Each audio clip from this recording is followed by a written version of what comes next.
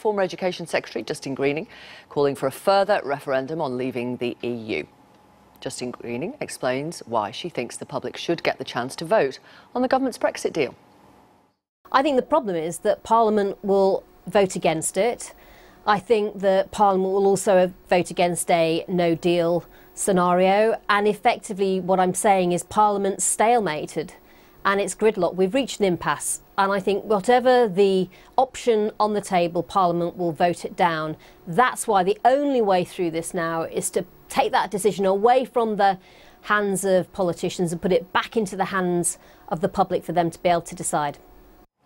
Let's talk to our political guru, Norman Smith, who is at Westminster. So she is the first senior Conservative to call for a second referendum, and that's significant. It is significant. I think it's also significant that it's Justine Greening, because since she left the cabinet, she's not been one of those former Remainers who's sort of gone for Theresa May with a meat cleaver. She's kept a fairly low profile. So when she comes out and says, you know what, Parliament can't resolve this, we're going to have to hand it back to the people, I think that does carry more clout.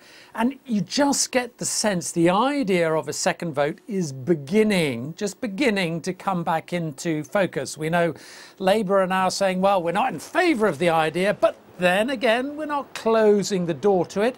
We know the Liberal Democrats and the SNP have vigorously championed the idea. I think the key thing is whether those Tories who by and large kept their head down begin to think actually maybe a second vote would be a way out of this parliamentary gridlock and a way of avoiding splitting the Tory party asunder, because at the moment that seems to be where it's going. If Mrs May continues to press ahead with her Chequers plan, it is quite clear there's going to be the most almighty car crash within the Conservative Party, because the sort of hardline Brexiteers are determined it shall not pass. So if the bulk of the Tory parties start to think, how do we avoid this, then I think the referendum option does begin to come back into focus.